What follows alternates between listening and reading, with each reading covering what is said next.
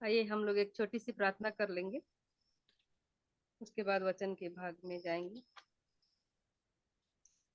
धन्यवाद धन्यवाद जीवित अनुग्रहकारी दयालु प्रेमी पिता परमेश्वर, उद्धारकर्ता मुक्तिदाता प्रभु यीशु मसीह के पवित्र और मीठे नाम से हम आपके चरणों के निकट में आते हैं। आपको हम हृदय से धन्यवाद और धन्यवाद देते हैं पिता, आज के इस दिन के लिए। हम प्रत्येक के जीवन में पिता आपने इस नए दिन को जोड़ा है, इसके लिए हम आपका हृदय से धन्यवाद करते हैं प्यारे प्रभु जी। आज प्रभु जी, जबकि कई जगह पर प्रभु जी मदर्स डे मनाए हैं प्रभु जी, और प्यारे प्रभु जी हम वचन से भी कई बातों को सीखे हैं, इसके लिए हम आपका हृदय से धन्यवाद करते हैं प्यारे प्रभु जी कि आज के दिन में पिता आपने वचन से हमें आशीषित किया है, इसके लिए हम आपका हृदय से धन्यवाद करते हैं। जितने भी इस ग्रुप में जुड़ चुके हैं प्यारे प्रभु जी, हम प्रत्येक के जीवन के लिए आशीष और अगुवाई चाहते हैं प्यारे प्रभु जी। हर एक के लिए हम धन्यवाद देते हैं कि हर एक के मनों को आपने उभारा है प्यारे प्रभु जी, कि वो इस संगति में जुड़ पाए हैं प्यारे प्रभु जी। और जितने लोग भी जुड़े हैं प्यारे प्रभु जी, उन सब के लिए आप जो भी वचन आज रखे हैं प्यारे प्रभु जी, होने दीजिए कि आप हमें अगुवाई और मदद करें प्यारे प्रभु जी, कि हम आपकी ओर से बोल सकें प्यारे प्रभु जी। जो भी वचन आप बताना चाहते हैं, दिखाना चाहते हैं पिता, आज बोलना चाहते हैं, उन बातों को हम इन प्रियो के बीच में हम रखने वाले हो सके प्यारे प्रभु जी। और जो भी हम गीतों को गाए हैं, वचन को पढ़े हैं प्रभु जी, इसके लिए हम आपका हृदय से धन्यवाद करते हैं। इंदिरा आंटी की गवाही के लिए भी हम धन्यवाद देते हैं, उन्हें आपने प्रभु जी बल ताकत सामर्थ दिया है, चंगाई दिया है, इसके लिए हम आपका हृदय से धन्यवाद करते हैं प्यारे प्रभु जी। उन्हें और भी मजबूत बनाइए प्यारे प्रभु जी, स्थिरता दीजिए प्यारे प्रभु जी, कि वो कमजोर ना होने पाए प्यारे प्रभु जी। जो भी वचन आज हम बोलते हैं पिता, आप हमारी अगुवाई और मदद करिए। आगे के समय में पिता हम अपने आत्मा प्राण देह को आपके हाथों में सौंपते हैं, और इस प्रार्थना को उद्धारकर्ता मसीह यीशु के नाम से मांग लेते हैं, आमीन। आमीन आमीन आमीन आमीन। तो हम लोग सबसे पहले जो है आज के दिन में, जैसे हम जानते हैं कि प्रत्येक जगह पर जो है मदर्स डे को मनाए हैं, और मदर्स मतलब माँ के बारे में जो है आप लोग सब अच्छी तरह से जानते हैं कि माँ जो है कैसी भूमिका को निभाती है। जो है प्रभु यीशु मसीह उद्धारकर्ता इस दुनिया में आने से पहले भी परमेश्वर ने एक स्त्री से बात किया, और उस स्त्री से पहले उन्होंने स्वर्गदूत के माध्यम से उसको पहले कहा कि हे मरियम, तू गर्भवती होगी और तू एक पुत्र जनेगी, और तेरा नाम यीशु रखा, उसका नाम यीशु रखा जाएगा करके। और सचमुच में उस स्त्री को चुना क्योंकि वो धर्मी और पवित्र थी, और इस प्रकार से उसने जो है उद्धारकर्ता को जन्म दी, और वो स्त्री ही थी। तो बाइबिल ऐसा कभी नहीं कहती है कि प्रत्येक स्त्री एक माता होना चाहिए करके, परंतु यह जरूरी है कि परमेश्वर जिसको माता होने का जो आशीष देता है, जिसको चुनता है, उसको उसके उत्तरदायित्व और गंभीरता को जो है अच्छी तरह से समझना चाहिए, कि माताओं का उनके बच्चों के जीवन में विशेष और महत्वपूर्ण भूमिका होती है। तो किस प्रकार से हम उसकी भूमिका होती है और कैसे कैसे माँ होते हैं, आज हम वचन से कुछ देखेंगे। वैसे तो बहुत सारे माताओं के बारे में बाइबल में दिया गया है, तो हम सबसे पहले देखेंगे हन्ना के बारे में देखेंगे। तो उसके लिए आप निकालिए पहला शमूएल, उसका 1 अध्याय 26 और 27, यदि मिलता है तो आप पढ़ने में अगुवाई करेंगे। पहला शमूएल उसका 1 अध्याय और 26 और 27 वचन। तब हन्ना ने कहा, हे मेरे प्रभु, तेरे जीवन की शपथ, हे मेरे प्रभु, मैं वही स्त्री हूँ जो तेरे पास यहीं खड़ी होकर यहोवा से प्रार्थना करती थी। ये वही बालक है जिसके लिए मैंने प्रार्थना की थी, और यहोवा ने मुझे मुंह मांगा वर दिया है। 28 को भी पढ़ लीजिए। इसीलिए मैं भी उसे यहोवा को अर्पण कर देती हूँ कि ये अपने जीवन भर यहोवा ही का बना रहे। तब उसने वही यहोवा को दंडवत किया। आमीन, हालेलुया। यहाँ पर देखिए हन्ना जो है, आप हन्ना के बारे में बहुत अच्छी तरह से जान रहे हैं कि वो एक बांझ स्त्री थी और उसके बच्चे नहीं हो रहे थे, और पनिन्ना भी उसकी सौतन थी जिसके बच्चे थे। तो इसके लोग जो है उसको बहुत ही हंसी मजाक उसका करते थे कि उसको बच्चे नहीं हो रहे हैं करके। और कई सारे बातों को भी उसको सुनना पड़ा था। तो इस दौरान में हन्ना जो है क्या करती थी, वो प्रतिदिन जो है प्रार्थना किया करती थी। प्रतिदिन परमेश्वर के भवन में जाती थी और प्रार्थना वो करती थी और रो रो कर वो प्रार्थना करती थी और उसने मन्नत भी मानी। यहाँ पर जैसे 11 पद में लिखा है, 1 के 11 में, कि उसने मन्नत मानी कि हे सेनाओं के यहोवा, यदि तू अपनी दासी के दुख पर सचमुच दुखी दृष्टि करे और मेरी सुधि ले और अपना दासी को भूल न जाए और अपनी दासी को पुत्र दे, तो मैं उससे उसके जीवन भर के लिए यहोवा को अर्पण करूंगी और उसके सिर पर छुरा फेरने न पाएगा। तो यहाँ पर देखिए, हन्ना जो है क्या करती है, सबसे पहले परमेश्वर से प्रार्थना करके वो मन्नत मानती है कि यदि तू मुझे पुत्र दे तो मैं उसको क्या करूंगी, जीवन भर के लिए यहोवा को अर्पण करूंगी करके ये पहले से मन्नत मानती है। और यहाँ पर 26 और 27 में वो क्या कहती है कि तब हन्ना ने कहा, हे मेरे प्रभु, तेरे जीवन की शपथ, हे मेरे प्रभु, मैं वही दासी स्त्री हूँ जो तेरे पास यही खड़े होकर यहोवा से प्रार्थना करती थी। मतलब वो परमेश्वर को कहती है कि मैं वही दासी हूँ कि मैं तुझसे प्रार्थना की थी और ये वही बालक है जिसके लिए मैंने प्रार्थना की थी और यहोवा ने मुझे मुंह मांगा वर दिया। तो परमेश्वर जो है क्या किया, हन्ना की प्रार्थनाओं को सुना और उसने क्या किया, उसको एक पुत्र दिया और उस पुत्र को वो क्या कर रही है, यहाँ पर अर्पण कर रही है।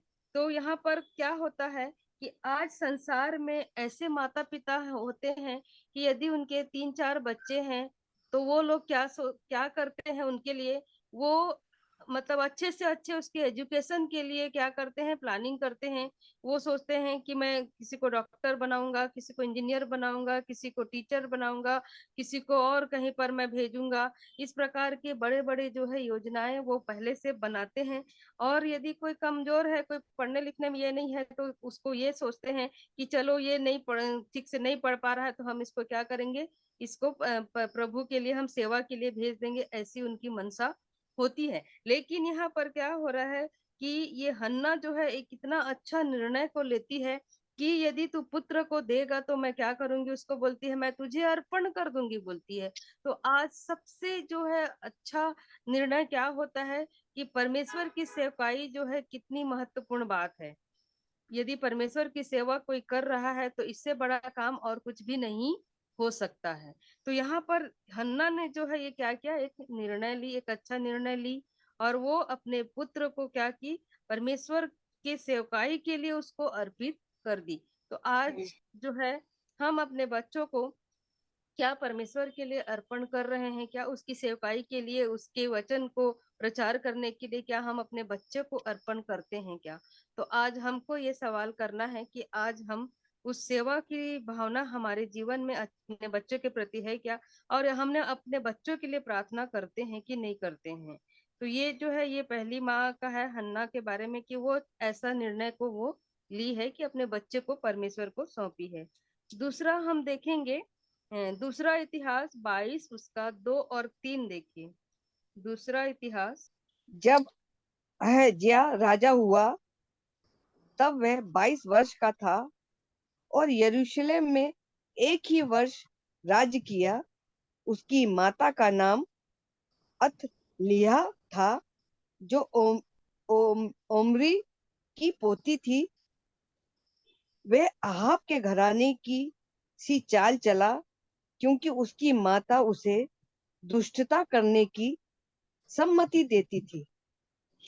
हाँ, तो यहाँ पर देखिए, यहाँ पर जो है एक दुष्ट माँ का वर्णन दिया गया है। यहाँ पर जो है ये जो अहज्या राजा हुआ था वो ज्यादा उम्र में राजा नहीं हुआ था। कितना उम्र था उसका, 22 साल का ही था वो जब राजा बना। और यरूशलेम में एक ही वर्ष राज्य किया उसने, ज्यादा समय तक राज्य भी नहीं किया, सिर्फ एक ही साल राज्य किया। पर उसकी माँ जो थी, जो अतलिया थी, वो क्या करती थी, जो उमरी की पोती थी, वो अहाब के घराने की सी चाल चला, क्योंकि उसकी माता उसे दुष्टता करने की सम्मति देती थी। उस राजा को उसकी माँ क्या करती थी, दुष्टता करने की सम्मति देती थी। आज कोई भी माँ जो है दुष्टता करने की सम्मति नहीं देता होगा, और यदि गलत कार्यों में यदि कोई साथ दे रहा है तो वो दुष्टता में सहभागी हो रहा है। यदि हम आज अपने बच्चों को, यदि हम सही शिक्षा नहीं दे रहे हैं, यदि हमारे बच्चे स्कूल जा रहे हैं, कॉलेज जा रहे हैं, नौकरी पे जा रहे हैं, कहाँ जा रहे हैं, वो क्या कर रहे हैं, मोबाइल पे क्या देख रहे हैं, क्या नहीं देख रहे हैं, यदि हम उसको नहीं जांच कर रहे हैं, यदि हम उसको नहीं ठीक से कर रहे हैं कि वो क्या करते हैं, तो हमको पता चलेगा क्या कि वो मोबाइल पे कौन से साइट पे जा रहे हैं, क्या देख रहे हैं, क्या नहीं देख रहे हैं, अपने दोस्तों के घर जा रहे हैं कि कॉलेज जा रहे हैं, क्या पढ़ रहे हैं, क्या लिख रहे हैं, हमको यदि कुछ पता नहीं है तो हम भी उसी तरह सहभागी हो रहे हैं। अपने बच्चों को हम जो है दुष्टता की तरह हम लोग सम्मति देते हैं। तो हमको क्या करना चाहिए, अपने बच्चों की निगरानी करना चाहिए, और यदि गलत काम है तो हमको उसको जरूर से रोकने की कोशिश करना चाहिए कि ये गलत है। एक बार हमको जरूर अपने बच्चों को समझाने की कोशिश करना चाहिए। पर अतुल्या क्या करती है, ये जो है दुष्टता करने की सम्मति उसको देती है। तो हमको ऐसा कभी भी नहीं करना चाहिए। फिर हम तीसरा देखेंगे, दूसरा तिमुथियुस उसका 1:5 देखते हैं। दूसरा तिमुथियुस उसका 1:5। मुझे मुझे तेरे उस निष्कपट विश्वास की सुधि आती है जो पहले तेरी नानी लोइस और तेरी माता यूनिके में था, और मुझे निश्चय है कि तुझ में भी है। हाँ, यहाँ पर देखिए, यहाँ पर जो तीसरी माँ का जो करेक्टर है वो क्या है, निष्कपट विश्वास। पौलुस को क्या दिखता है यहाँ पर, जो उसकी जो तिमुथियुस है उसकी नानी जो लुइस है, और उसकी माँ का नाम क्या है, यूनिके था। तो उसको क्या था, उसके अंदर में निष्कपट विश्वास था। यहाँ पर क्या लिखा है कि मुझे उस निष्कपट विश्वास की सुधि आती है जो पहले तेरी नानी लोइस में था, उसकी नानी के जीवन में था, उसके बाद उसकी माँ में भी था, और मुझे निश्चय है कि तुम्हें भी में भी है। तो छठवां में क्या लिखा है, इसी कारण मैं तुझे सुधि दिलाता हूँ कि तू परमेश्वर के उस वरदान को जो मेरे हाथ में रखने के द्वारा तुझे मिला है प्रज्वलित कर दे, क्योंकि परमेश्वर ने हमें भय की नहीं पर सामर्थ और प्रेम और संयम की आत्मा दी है। तो यहाँ पर देखिए, यहाँ पर जो लुइस थी और उसकी माँ उसकी बेटी जो यूनिके थी, इन दोनों के जीवन में एक विश्वास था, एक निष्कपट विश्वास था, और वो जो है तिमुथियुस के अंदर में भी था, ये पौलुस को दिखा। तो ये जो है यहाँ पर, ये जो माँ है, यहाँ पर दो माँ है, एक उसकी नानी भी है और उसकी माँ भी है, जिसके अंदर क्या था, एक निष्कपट विश्वास था। तो हमारे यहाँ पर विश्वास बढ़ाने वाली माता का जिक्र किया गया है कि वो जो है क्या करते थे, अपने बच्चों को विश्वास दिलाते थे और विश्वास को उनके बढ़ाते थे। तो आज हमें अपने संतान के अंदर में विश्वास को क्या करना है, बढ़ाना है। विश्वास को बढ़ाना है प्रभु यीशु मसीह के प्रति, परमेश्वर के प्रति, पवित्र आत्मा के प्रति हमको विश्वास को बढ़ाना जरूरी है। क्योंकि यदि हम विश्वास अभी से बच्चों को यदि नहीं दिलाते हैं तो वो आगे चलकर उसको विश्वास नहीं करेंगे। क्योंकि हम तो प्रतिदिन क्या कर रहे हैं, वचन को सुन रहे हैं, हम प्रतिदिन जो है हमारे आवश्यकता के अनुसार वचन आते हैं, फिर भी हमारा विश्वास डगमगा जाता है। तो यदि हम बच्चों को शुरू से ही हम विश्वास को नहीं देंगे तो वो क्या होंगे, फिर आगे चलकर फिर उनका विश्वास भी बिल्कुल भी नहीं होगा। तो इनके अंदर में जो है एक निष्कपट विश्वास था, तो वैसे ही वो हमारे बच्चों को भी हमको वैसे ही देना चाहिए। फिर एक और माँ के बारे में हम देखेंगे। ये माँ है दूसरे के बच्चों की माँ है। इसके लिए आप निकालिए रूत उसका 4:14-15। रूत 4:14-15।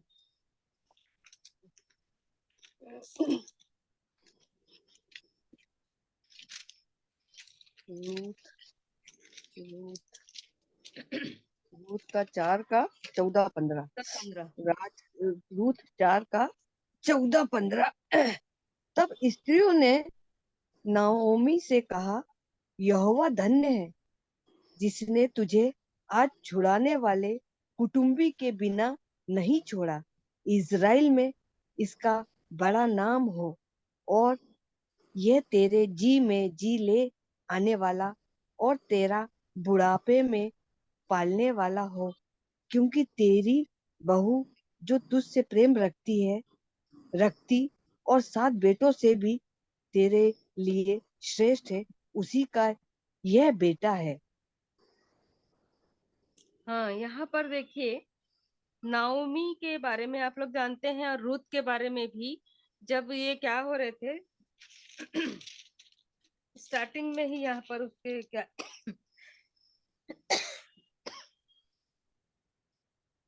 जैसे यहाँ पर पहले पद में हम देखेंगे तो यहाँ पर क्या लिखा हुआ है कि जिन दिनों में न्यायी लोग न्याय करते थे, उस दिनों में देश में अकाल पड़ा, और यहूदा के बैतलहम का एक पुरुष और स्त्री और दोनों पुत्रों से संग लेकर मोआब देश में परदेशी होकर रहने चला। उस पुरुष का नाम एलीमेक और उसकी पत्नी का नाम नाओमी और उसके 2 बेटे का नाम मलोल और किलोल थे। ये एप्रामी थे, अर्थात बैतलहम के रहने वाले थे। वे और उन्होंने एक मोआबिन स्त्री से ब्याह कर लिया। एक का नाम ओरपा और दूसरी का नाम रूत था। फिर वे वहां कोई 10 वर्ष रहे।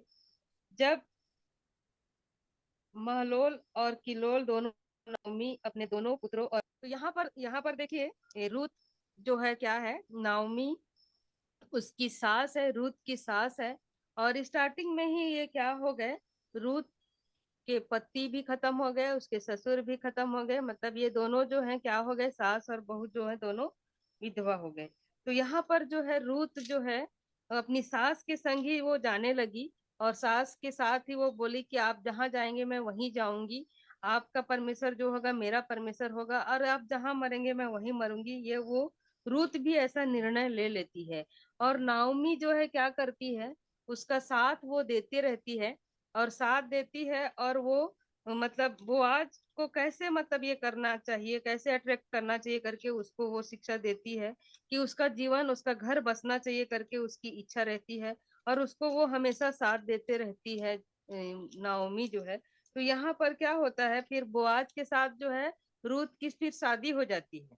वो लोग जब जो है दूसरे इसमें आ जाते हैं, और रूथ का जो है बोआज के साथ शादी होता है, और उसका एक पुत्र भी होता है। तो यहाँ पर जो स्त्रियां हैं वो लोग क्या कहती है नाओमी से, कि यहोवा धन्य है जिसने तुझे आज छुड़ाने वाले कुटुंबी के बिना नहीं छोड़ा। इज़राइल में इसका नाम बड़ा नाम हो, और यह तेरे जी में जी ले आने वाला और तेरे बुढ़ापे में पालने वाला हो, क्योंकि तेरी बहू जो तुझ से प्रेम रखती और 7 बेटों से भी तेरे लिए श्रेष्ठ है, उसी का यह बेटा है। तो यहाँ पर देखिए वो स्त्री लोग ऐसा क्यों बोली है नाओमी को, क्योंकि रूत भी उस नाओमी से इतना प्रेम करती थी कि वो स्त्री लोग क्या बोल रही हैं कि ये जो तेरी बहू है वो कैसी है, 7 बेटों से भी तेरे लिए श्रेष्ठ है, उसी का यह बेटा है करके उसको बोलते हैं।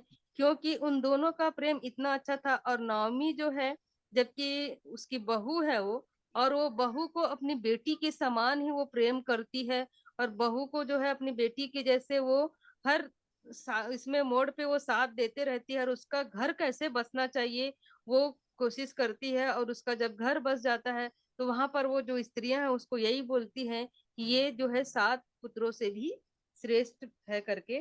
फिर नाओमी उस बच्चे को अपनी गोद में रख कर उसकी धाय का काम करने लगी, और उसकी पड़ोसियों ने भी यह कहकर नाओमी के एक बेटा उत्पन्न हुआ है, लड़के का नाम ओबेद, ईशे का पिता और दाऊद का दादा वही हुआ। तो यहाँ पर देखिए नाओमी जो है क्या करी है, एक दूसरे के बच्चों की माँ है वो। रूत जो है उसकी खुद की बेटी नहीं थी, उसकी बहू थी। फिर भी वो क्या कि उसको उतना ही प्रेम की जैसे अपने बेटी को करना चाहिए। और रूत भी जो है उसकी सास को अपनी माँ के जैसे ही वो क्या करी, वो संग में थी और उससे प्रेम करी। और इसलिए जो है वो स्त्रियां जो है इतने अच्छे उसको कहने लगी। तो आज हमारे भी जीवन में क्या होना चाहिए कि हमें अपने बहू को बेटी के समान जो है प्रेम करना चाहिए। अपने जैसा ही उसको करना चाहिए, भले वो दूसरे घर से आती है पर उसे दूसरा कभी भी नहीं समझना चाहिए, अपने जैसा ही समझना चाहिए। जैसे इस नाओमी ने उसका साथ दिया वैसे ही हम हमारे मन में भी होना चाहिए। उसके बाद हम देखेंगे एक पांचवी माँ के बारे में। निर्गमन 2 का 5 देखिए, निर्गमन उसका 2 अध्याय 5 वचन। निर्गमन। तब फिरौन की बेटी नहाने के लिए नदी के किनारे आई। उसकी सखियां नदी के किनारे किनारे टहलने लगी। तब उसने कांसों के बीच टोकरी को देखकर अपनी दासी को उसे ले आने के लिए भेजा। हाँ, तो यहाँ पर भी जब मूसा का जन्म हुआ तो उसके पहले की घटना तो आप लोगों को मालूम ही होगा कि वहां पर जो राजा था वो क्या आदेश निकाला था कि जितने भी लड़के होंगे उस उसमें कोई भी नहीं बचना चाहिए, आगे का वंश नहीं चलना चाहिए करके वो क्या आदेश निकाला था कि जिस किसी के भी घर में यदि लड़का होगा तो उस लड़के को क्या कर देना है, मार देना मार है देना। करके ये आदेश निकाले थे। तो यहाँ पर देखिए ये जो मूसा की माँ है वो लेवी के घराने के एक पुरुष से एक लेवी वंश की स्त्री से विवाह कर लिया। ये जो है एक लेवी के घराने से ही विवाह, और वह क्या हुई, गर्भवती हुई और उसके एक पुत्र उत्पन्न हुआ।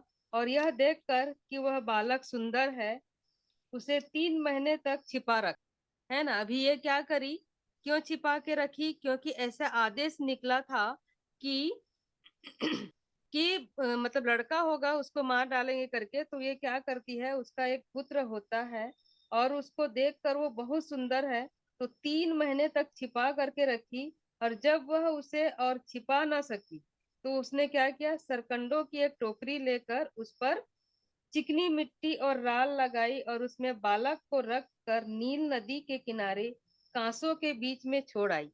ये क्या करी, 3 महीने तक उसको कैसे करके वो छुपा करके रखी, कैसे उसकी आवाज को वो कैसे मतलब कंट्रोल करके रखी होगी, कैसे सुरक्षा बनाए रखी होगी। वो 3 महीने तक उस बच्चे को जो है अंदर में ही रखी और उसको बाहर उसका आवाज भी नहीं जाने दिया, ऐसे मतलब इस टाइप का उसको रखी थी। पर 3 महीना हो गया उसके बाद उसको जब छुपा नहीं सकी, जब उसका आवाज बढ़ने लग जाएगा तो वो छुपा नहीं पाऊंगी करके वो क्या करने लगी, एक सरकंडा का एक टोकरी लेकर उसमें क्या करी, चिकनी मिट्टी डालकर उसको क्या करी, वो बालक को रख कर नील नदी के कांसों के बीच छोड़ आई। नील नदी में उसको छोड़ दी। और यहाँ पर जैसे क्या हुआ, उसकी बहन थी, बालक की बहन दूर खड़ी रही और देखती रही। और क्या हाल होगा, 5वां में लिखा है कि तब फिरौन की बेटी नहाने के लिए नदी के किनारे आई।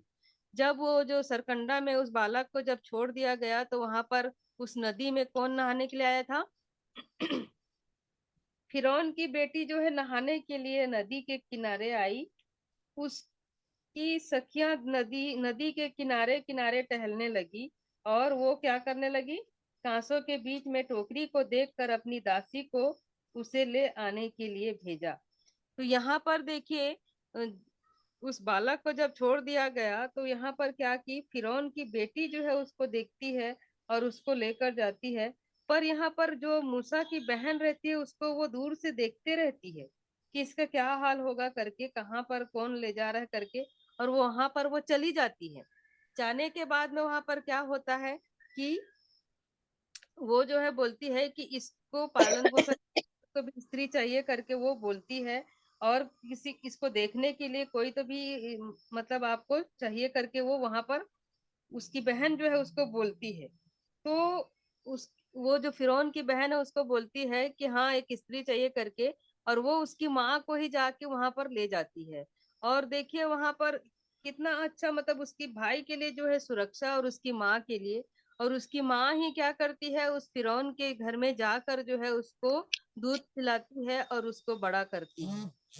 तो ये कितना अच्छा उसकी बहन के मन में भी और उसके माँ के मन में भी अपने भाई के प्रति और उसके बेटे के प्रति। और वो जो है क्या करती है, उसी के घर में वो खुद जाकर वो क्या करती है, उस बालक की देख रेख करती है और उसको बड़ा करती है।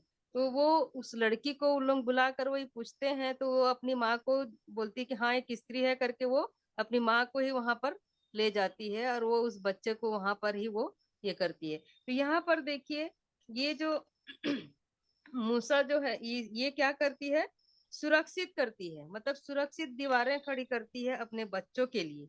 अपने मूसा के लिए वो क्या करती है, वो माँ जो है एक सुरक्षा का कवच उसके लिए 3 महीने तक तो वो छुपा करके रखी। उसके बाद वो सरकंडे में भी जब डाल के नील नदी में करी तो उसकी बहन उसको देख रही थी, और उसकी बहन भी उसको जा करके वही बोली कि आपको कोई स्त्री चाहिए, तो वो अपनी माँ को ही लेकर वहां जाती है, और उसकी माँ ही उसकी देखभाल और उसकी सेवा टहल वो करती है। तो यहाँ पर इतना अच्छा कि एक सुरक्षा देने वाली माँ के बारे में दिया गया है। तो आज हम अपने बच्चों के सुरक्षा के लिए हम लोग क्या करते हैं, उसको उसकी सुरक्षा के लिए हम क्या ध्यान दे रहे हैं कि नहीं दे रहे हैं अपने बच्चे को, कि वो क्या करते हैं, आज के जो लोग हैं, आज के जो बच्चे हैं, उसकी सुरक्षा हम कैसे दे रहे हैं, क्या हम उसे सुरक्षित कर पा रहे हैं कि नहीं कर पा रहे हैं। तो इसको हमको ध्यान देना चाहिए। तो यहाँ पर हम प्रत्येक को देखना है। यहाँ और भी स्त्रियों के बारे में कहा गया है, लेकिन अभी बहुत सारे यहाँ पर बाइबल में तो बहुत सारी स्त्रियों का भूमिका जो है बहुत अच्छे दिया गया है। तो यहाँ पर मैं 5 माँ के बारे में बताई हूँ। तो सबसे पहली माँ जो है वो क्या करती है, अपने बच्चों को सेवा के लिए जो है परमेश्वर को समर्पित करती है। और दूसरी माँ जो है क्या है, दुष्ट माँ है। दुष्ट माँ कभी नहीं होना चाहिए, क्योंकि 4 माँ ये चलेगा जितने भी हैं, लेकिन दुष्ट माँ नहीं होना चाहिए, क्योंकि दुष्ट माँ जो है अपनी माँ को दुष्टता की सम्मति देती है। फिर तीसरी माँ जो है क्या है, उसके अंदर एक निष्कपट विश्वास था, और वो अपने बच्चे को विश्वास को बढ़ाती है। उसके बाद जो है चौथी माँ के बारे में हम पढ़े हैं कि ये क्या करती है, एक दूसरे के बच्चों को अपने दूसरे के बच्चों के लिए वो माँ बनती है, और माँ का प्यार उसको देती है, और वो बहू भी उसको अपने माँ के जैसे उसको समझती है। तो यहाँ पर जो है अपने बच्चों जैसा प्रेम वो दूसरे बच्चों को करना चाहिए, ऐसे हमारे मन में भी होना चाहिए। फिर मूसा की माँ जो है वो क्या करती है, अपने बच्चों के लिए एक सुरक्षा कवच बनती है, और एक सुरक्षा की दीवार वो खड़ी करती है। और वो अंत तक वो बच्चा जहां भी गया, जैसे फिरौन के घर में भी वो जाकर वो उसके लिए सुरक्षा का कार्य करी, और उसे सुरक्षित रखी, और उसकी जो है उसको पालन पोषण वैसे ही करने लगी। तो यहाँ पर हमें देखना है कि हम किस प्रकार की माँ हैं, और यदि हम बच्चे हैं तो हमारे बच्चे किस प्रकार के हैं करके हमको ध्यान देना चाहिए। और हमको ये देखना चाहिए कि सचमुच में हम अपने बच्चों को परमेश्वर को सौंप रहे हैं कि नहीं सौंप रहे हैं, उसको विश्वास दिला रहे हैं कि नहीं दिला रहे हैं, कि हम उसके लिए सुरक्षा का कारण बन रहे हैं कि नहीं बन रहे हैं, हम कैसी शिक्षा बच्चों को हम दे रहे हैं।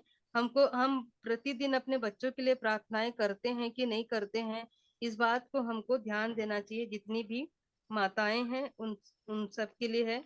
वैसे ही कुछ वचन हम बच्चों के लिए भी देखेंगे कि बच्चे जो हैं अपने माता पिता के प्रति कैसा होना चाहिए। तो उसके लिए हम 1-2 वचन और देखेंगे। तो उसके लिए निकालिए इफिसियो 6 उसका 1 और 2 वचन।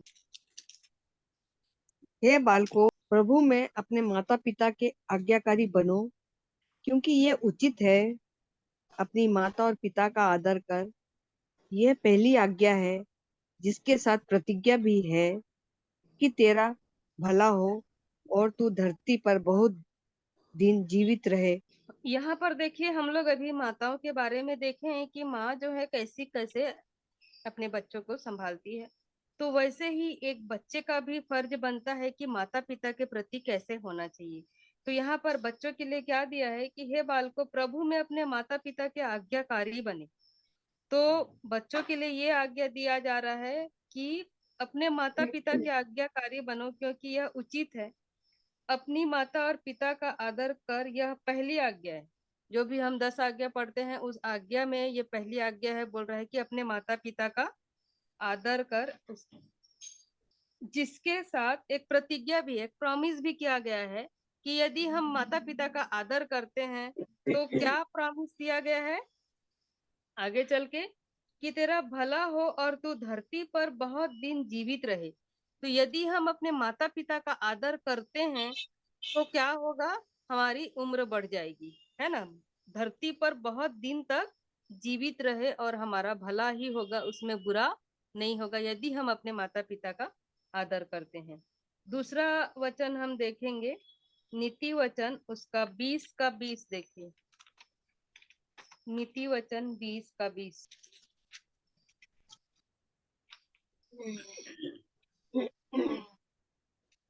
जो अपने माता पिता को कोसता है उसका दिया बुझ जाता और घोर अंधकार हो जाता है। हाँ, तो यहाँ पर क्या लिखा है, जो अपने माता पिता को कोसता है उसका दिया बुझ जाता है। कोसना मतलब क्या समझते हैं आप लोग? कोसना का मतलब समझते हैं क्या? यहाँ पे लिखा है ना कि जो अपने माता पिता को कोसता उसका दिया बुझ जाता है। कोसना का मतलब होता है दोष लगाना। जैसे कई बार बच्चे अपने माता पिता के ऊपर दोष लगाते हैं, है ना, कई गलतियों के ऊपर वो लोग दोष लगाते हैं। तो यदि इस प्रकार यदि कोई करता है तो उसका दिया बुझ जाता है और घोर अंधकार हो जाता है। तो दिया बुझ जाएगा और घोर अंधकार होगा तो जीवन में कुछ होगा क्या? कुछ अंधकार है मतलब कुछ दिखाई ही नहीं देगा, आगे कुछ भी रास्ता उनको समझ में ही नहीं आएगा कि क्या करना है। तो इसलिए कभी भी अपने माता पिता को क्या नहीं करना चाहिए? दोष नहीं लगाना चाहिए। उसी का 23 का 22 देखिए, नीति वचन 23 का 22। अपने जन्माने वाले पिता की सुनना, और जब तेरी माता बूढ़ी हो जाए तब भी उसे तुच्छ ना जानना। तो यहाँ पर देखिए, अपने जन्माने वाले पिता की सुनना। पिता जो भी बोलते हैं हमको क्या करना चाहिए? बच्चों को सुनना चाहिए। और जब तेरी माता बूढ़ी हो जाए तब भी उसे तुच्छ न जानना। जब बुजुर्ग हो जाते हैं, बुढ़ापा में आ जाते हैं, निर्बल हो जाते हैं, कमजोर हो जाते हैं, असहाय रहते हैं, तो उस समय भी अपने माता पिता को कभी भी तुच्छ नहीं समझना चाहिए, क्योंकि ये वचन कह रहा है। तो यहाँ पर हमको क्या करना चाहिए? अपने पिता की सुनना चाहिए, और माता को भी जब बूढ़ी हो जाए तो उसको तुच्छ नहीं जानना चाहिए। इसी प्रकार कुलुस्सियों 3 का 20 देखिए, कुलुस्सियों 3 का 20।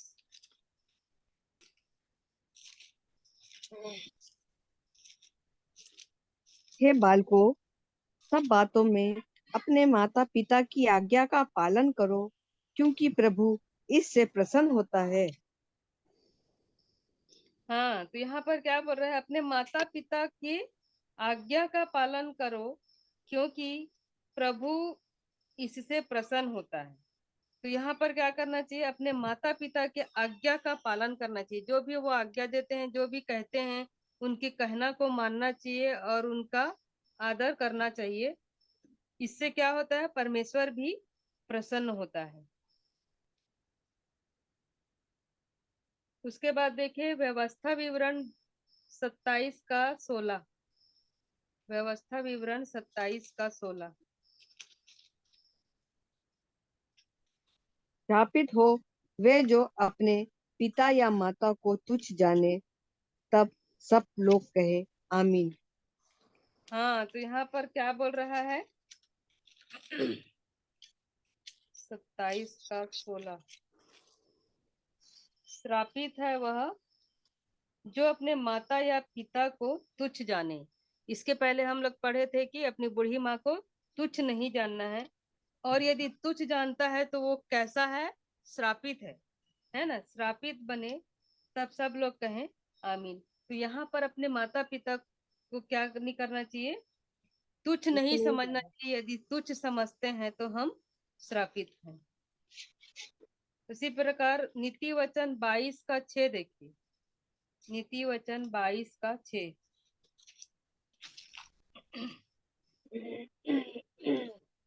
लड़के को उसी मार्ग की शिक्षा दे जिसमें उसको चलना चाहिए, और वह बुढ़ापे में भी उससे ना हटेगा। हाँ, तो यहाँ पर देखिए नीति वचन 22 के 6 में क्या लिखा है? लड़के को उसी मार्ग की शिक्षा दे जिसमें उसको चलना चाहिए। तो हम ये माता पिता के लिए है कि हमको कैसे शिक्षा देना चाहिए? उसी लड़के मार्ग। को उसी मार्ग की शिक्षा दी जिसमें उसको चलना चाहिए, और वह बुढ़ापे में भी उससे ना हटेगा। तो ये हमको ऐसे शिक्षा देना चाहिए कि जब बुढ़ापे की अवस्था में जब जाए आए तो उससे भी वो नहीं हटेगा। क्योंकि आजकल के बच्चे क्या होते हैं, बुढ़ापे में क्या होते हैं, अलग हो जाते हैं, वो हट जाते हैं। तो बुढ़ापे में भी नहीं हटना चाहिए, ऐसी शिक्षा हमको देना चाहिए।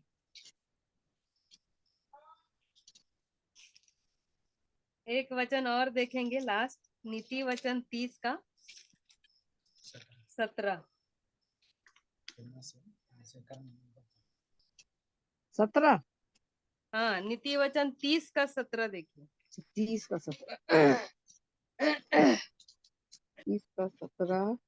जिस आंख से कोई अपने पिता का अनादर की दृष्टि करे और अपमान के साथ अपनी माता की आज्ञा ना माने, उस आंख को तराई के कौवे खोद खोद कर निकालेंगे और उकाब के बच्चे खा डालेंगे। ये देखिए कितनी बड़ी आज्ञा है, ये शेखर मामू हमको बताए थे उस समय में। ये वचन जो है बच्चों को जरूर बताइए और उनको जरूर से सिखाइए कि क्या बोल रहा है, कि जिस आंख से कोई अपने पिता पर अनादर की दृष्टि करे, यदि अनादर की दृष्टि से भी वो देखता है अपने पिता को और अपनी और अपमान के साथ अपनी माँ की आज्ञा ना माने, और यदि अपमानित करता है और अपनी माँ की बात को वो नहीं मानता है, तो क्या कंडीशन है आगे, क्या होने वाला है आंख ऐसे की बच्चों को। तराई के कौवे खोद तो खोद कर उस आंख निकालेंगे। को तराई के कौवे खोद खोद कर निकालेंगे और उकाब के बच्चे खा खा जाएंगे। डालेंगे। यदि हम अपनी दृष्टि से अपने पिता को अनादर की दृष्टि से हम देखते हैं और ये अपनी माँ को क्या कर रहे हैं हम लोग, उसको अपमान के साथ उसका हम आज्ञा नहीं मानते हैं, तो ये सारी बातें होंगी। तो सचमुच में आज जो वचन है बच्चों के लिए भी है, माताओं के लिए भी है। तो हम बच्चों को भी अपने माता पिता का जिस प्रकार वचन कहता है उस प्रकार से उसकी आज्ञाओं को मानना चाहिए और उसको तुच्छ नहीं जानना चाहिए। वो उनकी शिक्षाओं को हमको उसके अनुसार चलना चाहिए, क्योंकि ये बाइबल का आज्ञा है जो परमेश्वर ने दिया है। और यदि हम ऐसा नहीं करते हैं तो इस प्रकार के कंडीशन भी दिए हैं कि यदि हम नहीं करते हैं तो यहाँ पर क्या लिखा है आखिरी में, कि उस आंख को तराई के कौवे खोद खोद कर निकालेंगे और उकाब के बच्चे खा डालेंगे। तो हमको अपने बच्चों को भी अच्छी शिक्षा देना है और बच्चों को भी अपने माता पिता का आदर करना चाहिए। तो इस वचन के द्वारा आप सब आशीषित हुए होंगे। आप सबों को जय मसीह की। शालोम। जय मसीह की।